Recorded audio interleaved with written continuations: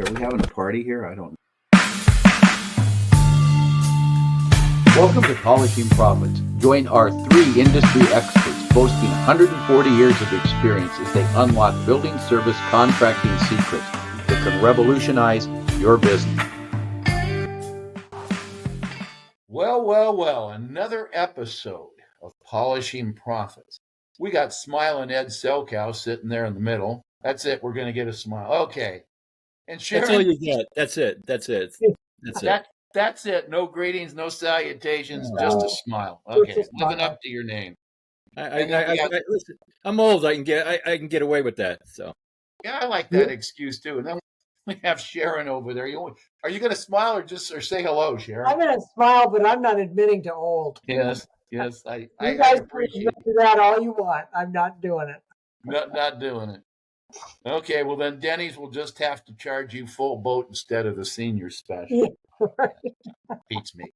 Okay, and I'm Mark Anderson, and I always have to find a way to guide this thing. So you'd love how this stuff's done if you're on the backside. We kind of look at it before we start and go, let's go, and turn on the record button. So you're getting what we have to give. So we're going to do something really different now for the next probably 7 episodes. We'll have some guests in between though.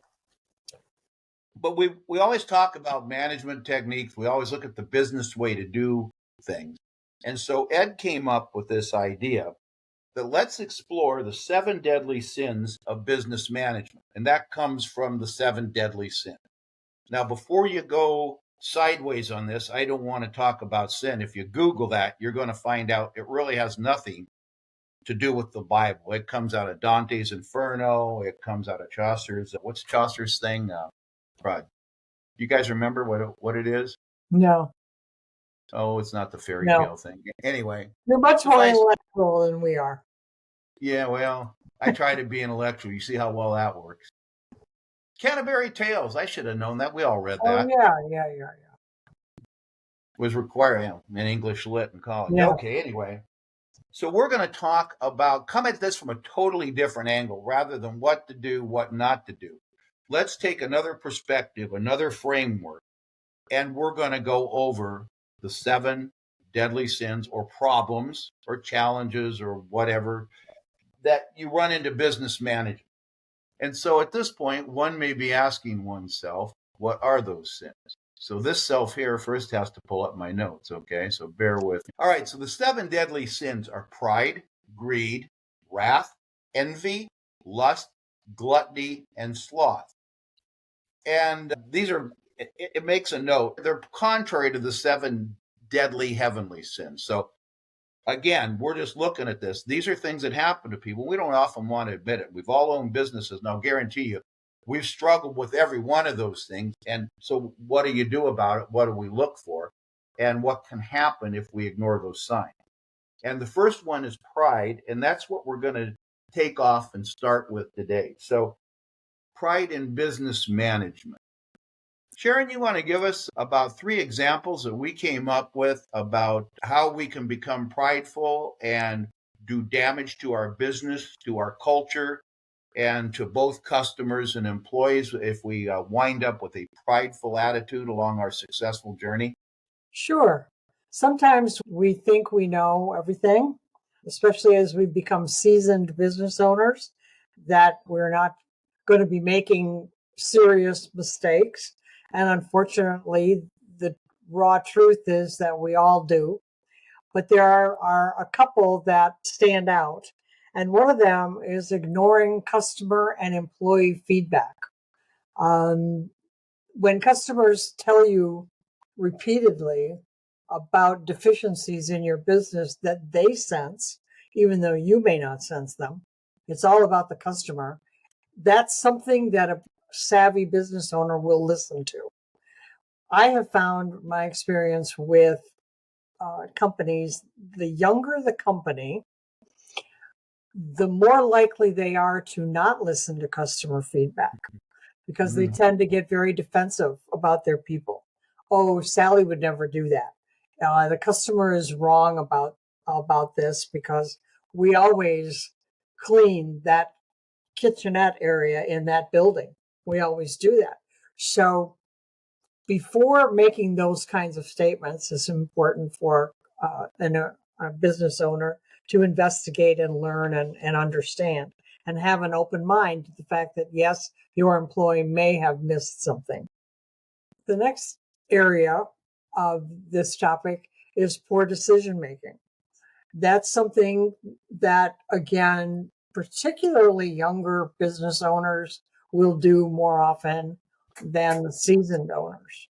And that would include things like not thinking through the ramifications of what you're deciding to do, not thinking the pros and cons, just jumping by the seat of your pants. Okay, here's one. What about this one, Sharon? Taking an account too far away. Yes. Oh, we got a new account. Yeah. Oh, it's 4 hours away, huh?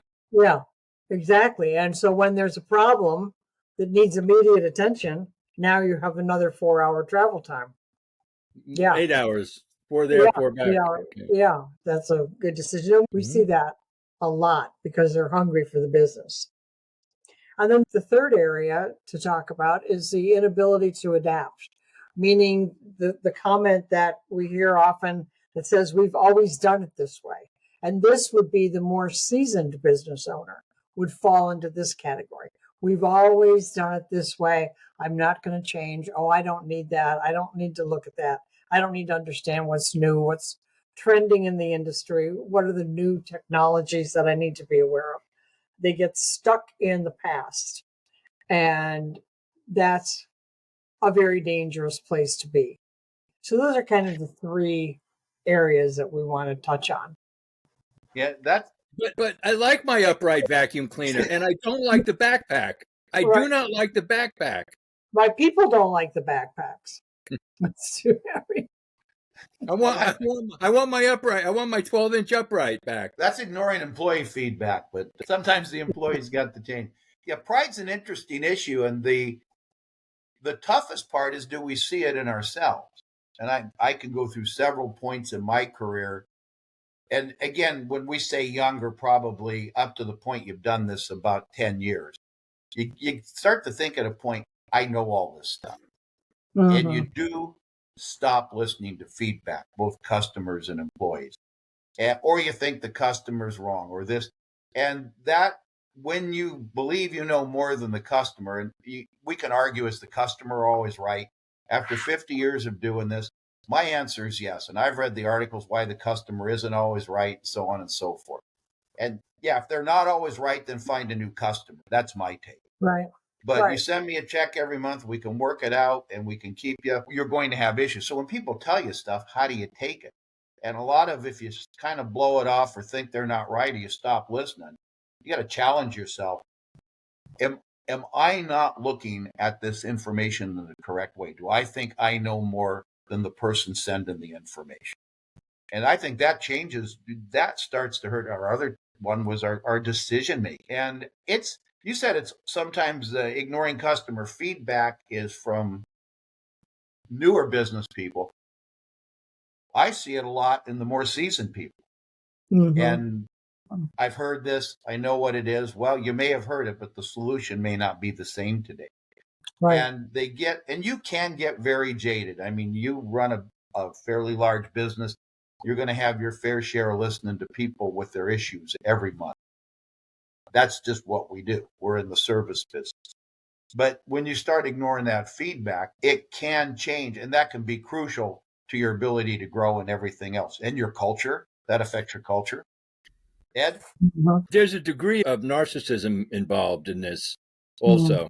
Okay. Mm-hmm. So if that's a problem, it's just magnified all the way across. Magnified. I got one for you. I heard about a month ago, talking to a prospect, and we were talking about customer feedback. And he goes, I always listen to customer feedback. And I said, what do you do about it? And there was this big long pause. Well, I give it to the cleaning team to fix it, or whoever, the supervisor, the manager. Well, then what? And there's kind of this long silence, and it's like, well, okay, you heard him. You think something was done, but you don't know for sure. And we're always assuming everybody's going to do what we ask or what we think. So are you really listening to customer feedback? No, you've got to go the whole cycle when we're talking about feedback. You got to take it, you got to validate it, you have to clean it up, you have to make sure it's done, to check with the customer, and then you got to roll through to make sure it stays off the radar or disappear. And everybody says, yeah, everybody listens to customer feedback. The bigger question is, what do you do about it? What do you do with it? Yep. What do you do about it? Because nobody's going to say they don't listen to customer feedback, but they will ignore it. They'll listen to it, but to this point, they ignore it. That's my thought. When it comes to quality, that's where we get the most feedback, typically. So that really has to become part of your quality assurance and quality control plan, is how you handle these things. And it needs to be in writing, and it all ties together. When you get something about a deficiency from a customer, what's your plan? What is it that you typically do? Do you blow it off? Do you hand it to someone else when you delegate, as Mark mentioned? And the key, just like the key to delegation, is follow up and making sure that the situation is resolved and that the customer is happy with the resolution. Right. So it is the full cycle that Mark mentioned. And this is how pride manifests itself. So remember, we're taking a different look at this, talking to our audience, than we have before, because we've talked about how to solve those things and what to do. Right. But if they're not getting done, the whole idea behind our series is take a look in the mirror and say, do I ignore it? If I do, why? Because pride can be at the bottom of these sort of things. And we all run into this as business people. You run into these things when you're doing life. So you get back to, often, and I'm going to look at the cheat notes here, but often in a phase of consolidating, where we are scaling our operations, we lose track and we do get somewhat prideful. Pride does come with growth. And I can admit to it. And you kind of go in and out of them. So what's another manifestation that's going to hurt your business for being proud? And as Sharon mentioned, the second one is poor decision making. So how could that be an evidence of pride existing in your operating character? I think that happens when an owner feels that they can make decisions right by the seat of their pants, on the fly. They're not thinking through, what are the ramifications if I decide to do this? What's going to happen? Just like the poor decision that Ed mentioned, taking a job that's 3 or 4 hours away. Yeah, people are hungry for that, the money, and they just see the opportunity and they don't think of all the other ramifications, such as, what is it going to cost for me to take this account? When as you grow, those decisions come faster and get harder, and they get more complex. I've had people who are fairly new to the industry come to me and say, I have an opportunity to bid on this college campus, and it has like 14 buildings. And can you help me do the bid? I don't even know where to start. I'm like, whoa, let's stop. This probably is not a good decision for you at this point in your business. You don't have any accounts that are near that size. You're just starting out, and this would be a very poor decision to jump into this, both financially and mentally, trying to manage this kind of an account. And, the financial aspect is the biggest. Do you have the capital to start this kind of a job and manage it? So sometimes an owner gets blinded by the dollar signs that they see, and they don't think through, what is this really all involved? Am I ready for this? Is this something I really want to do? So I bet that comes up when we talk about greed too. Yes. Yeah. And a lot of these you'll find run together. But again, we're just trying to help you look at things differently, because these are things that we often ignore. And again, these topics have been discussed, the 7 deadly sins of, and you can go out to the internet and look this up. You can tag anything at the end of it. But it does exist. Where this came from was, we were in conversation, and we all agreed that we have seen each one of these with the clients that we work with. All 3 of us, agreed. Yeah. Okay. And so we're using this as a framework, but it came out of actual experience with companies. Real life experiences, things we've dealt with. Well, I know on my end, I can think of 4 or 5 things I lost early on because of pride and walking away from things or telling people you're wrong, the wrong people, or losing good employees because you didn't listen, all because you thought you knew more. Because with success does come a sense of heightened pride, authority, your abilities, and the more problems you solve, and you stop looking at, am I really making the right decision? Is it the best decision? I think you said thinking. Yeah. And it comes with the turf. You're proud of your company, but being proud and being prideful are two different things. Being proud in the results is one thing. Being proud to ignore information and feedback or allow it to cloud your decisions can destroy businesses. I saw somebody miss an opportunity for selling their business because I'm not selling for that. They were too prideful to look at the facts. My business is worth more than this. Let me show you why. And That's a big one. They walked away from a great sale, and they never saw that money again. And I did that once too, by the way. That's a big one. The example wasn't me, but I've taught you. I've watched it. So have you guys.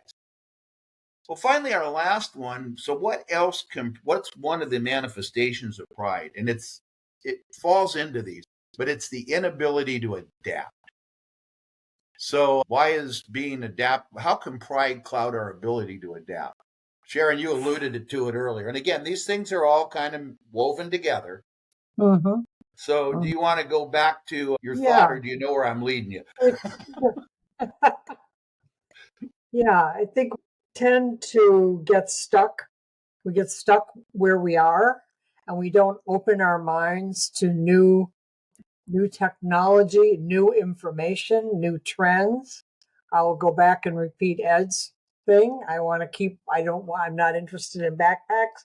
I want to keep my 12-inch upright, and of all things. And I'm going to use the same old cleaning cloths I've used for years. I don't need to look at microfiber. That's just more expensive. And what do I need that for? So, and now technology, of course, is changing every day. And it is really becoming something that a business, no matter what business you're in, can't live without technology. You really can't. So, and I've had clients over the years as we've progressed that are just adamant. They don't have any software. They're just bent on keeping things the way they used to. And they're missing out on opportunities to grow, make their workflow and their operational flow much easier. They miss out on all of those things by not having an open mind and being open to new ideas. Well, I think the biggest one that I ever saw was a national company, 38 offices across the United States, no computers. If I put a computer in the office, no work will get done. Everybody will be playing games on it. In the meantime, we're working with the 3-copy, the NCR forms, and it was like, well, wait a minute. So no computers. Yeah. I'm going to take a little different tack than you guys while I'm listening to this, is the inability to adapt to changing markets. And I'm talking about our pricing. You're doing pretty well. Right. Let's say you're doing a couple million, and you just go, I'm not going to take that little bit of profit to get that job. I'm not going to budge. My work is what it's worth. And I got myself stuck in that. That's another story for another time. But I lost a lot of opportunity because I kept getting my rear end kicked because the price elasticity or flexibility had changed in the market and people were bidding it lower. And I thought my work is worth this. Now we're going to get back into poor decision making and pride. I'm going to run through all three of them here. My work's worth this. I can't do this for anything less. Yeah, screw it. I'll find another one. Well, another one didn't come. And after 4 or 5 of those pass you start thinking, well, I better look at my pricing. I better be adaptable. What do I have to do? Now we get into quality management systems. But to me, that inability to adapt to changing markets or not take a job for every dollar you think you need to make off it. Or one of Ed's favorite topics, Sharon, I didn't bid it correct. I'm not going to change my approach to estimate. No, I need these number of hours. The book says that I need 10 minutes per unit for my restaurant. Well, the book was wrong. Whatever book, I'm just making it up so I don't throw anybody under the bus. But those sorts of things, the inability to adapt when you're getting smacked in the face between your decisions and the other one, you have to make changes. And I hate the word pivot. I'd rather say be like Gumby. Gumby makes a lot more sense to me. He can move in any direction, do what he wants, and just about adapt to anything. So that's my thought. Ed, Sharon, you got something on that thought with the inability to adapt as another example? Well, I think if you focus on one segment of the industry, let's say it's medical, and you're having difficulty winning accounts, you're not bidding it right, there's something that you're not doing. It's like beating the dead horse. You keep going after it, and your pricing's never right.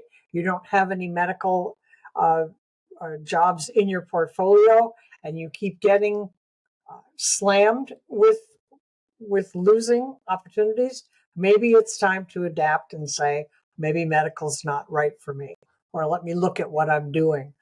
It's you don't want to, that saying about you keep doing the same thing over and over and expect a different result. It's not going to happen. So the ability to pivot, even though we don't like that word, but the ability that's just me. I didn't say it's a bad word. That's just my own pet peeve. You have to know when you're in the wrong segment. You're not. Move on. Go to something else. Call it a pirouette then. You don't like pirouette. pivot. Okay. There you go. Pirouette. What? Oh, when people just drive things into the ground like pivot, that's all we did during the pandemic for 3 years. We pivoted. What did it get us? Right back to where we started. Yeah. So we all pivoted, and here we are today, back to normal. So thank you. Yeah. And I'm not saying ignore change and don't be changed. That's the whole idea behind being adaptable. And I think to your point about doing other verticals, whether it's medical, industrial, clean rooms, the inability to adapt, you can't go over those you can't go for those areas unless you have the expertise in them. Most people will look for that. There's two ways to get it. Go out and earn it and learn it yourself, or buy somebody and bring them on your staff and start pushing it. But you're going to have subject matter expertise when you move into different verticals. So and there again is an inability to adapt. Well, geez, I'm going to learn this. Well, it takes a long time to learn how to clean a food plant sanitation or to clean a surgery room. And when I say it takes a long time to get enough track record, enough experience that a prospect's going to listen to you. How about I qualify that? Yeah. So are some of those things. So, we come back just from a different framework, and we don't see pride. I never saw it myself, and I got called an egotistical SOB one time. I thought, geez, is that really right? So I asked the worst person in the world I could ask. I asked my wife, and she said, yeah, you can be a horse's ass. Why? I said, okay. I said, an egotistical horse's ass? And she says, sometimes. So we don't always see this thing. And just to bring these things forward, when you're not adapting, your decisions aren't the best. Have you let pride creep into them that nobody can tell you anything and help you through something? That's the point of all this. And ignoring feedback. Nobody likes feedback that tells you you're doing something wrong. I hate it to this day. But as advisors, we have to adapt all the time to feedback. That's all we do is adapt to feedback. If somebody says, I don't get this, I don't like it, you're not showing me what I need to do, we're not making any progress. We have to pivot or be like Gumby if we want to stay and create value for our clients and customers. And that's all you do when you're on this side of it, is you adapt, because people have different learning approaches. They want different things. They learn at different rates. Sharon, you were a teacher, you know all this. But when we're consulting and advising, I hate the word consulting, when we're advising and coaching, we have to adapt constantly to what is going on. And if we quit listening to feedback, none of us here will have any customers. So any other things for, I guess we'll use Robert's rules, the good of the order or any new business or closing of old? Upon hearing none, I will declare polishing, I can't even get through this. Polishing Profits officially adjourned. Thanks, guys. Thanks. See you in the next episode.